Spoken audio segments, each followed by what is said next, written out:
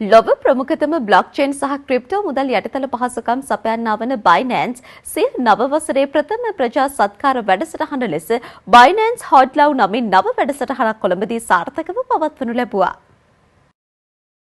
Colombo වන්ගෝල් face වෙළඳ සංකීර්ණයේදී දවස පුරා පැවැත්වුණු මෙම වැඩසටහන සඳහා ඩිජිටල් වත්කම් පිළිබඳ උනන්දුවක් දක්වන විශාල පිරිසක් සහභාගී වී සිටියා.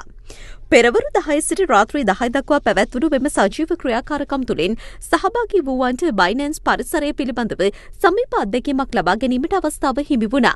එහිදී විශේෂිත අංග රැසක් සංවිධානය කර තිබූ අතර අන්තර් ක්‍රියාකාරී ක්‍රීඩා, ස්පයින් ද වීල් සහ විවිධ රැෆල් දිනුම් ඇදීම් සිදු කෙරුණා. ජයග්‍රාහකින් සඳහා ස්මාර්ට් ජංගම දුරකථන, ස්මාර්ට් ඔරලෝසු, රැහැන් රහිත ඉයබඩ් සහ බයිනෑන්ස් සන්නාමය සහිත විශේෂ සමරු තිලිනද පිරිනමනු ලැබුවා. වෙබ්3 තාක්ෂණය සහ ඩිජිටල් වත්කම් පිළිබඳ සරල සහ ආකර්ශනීය ලෙස මහජනයා දැනුවත් කිරීම මෙහිදී සිදුවීම විශේෂත්වයක්.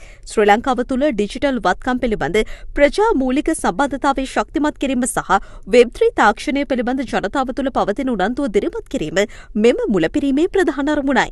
බයිනෑන්ස් ආයතනයේ සඳහන් කරන පරිදි මෙම වසර තුළ දේශීය මට්ටමින් තවත් ප්‍රජා සත්කාරක වැඩසටහන් සහ අධ්‍යාපනික වැඩමුළු රැසක් ක්‍රියාත්මක කිරීමට සැලසුම් කර තිබෙනවා.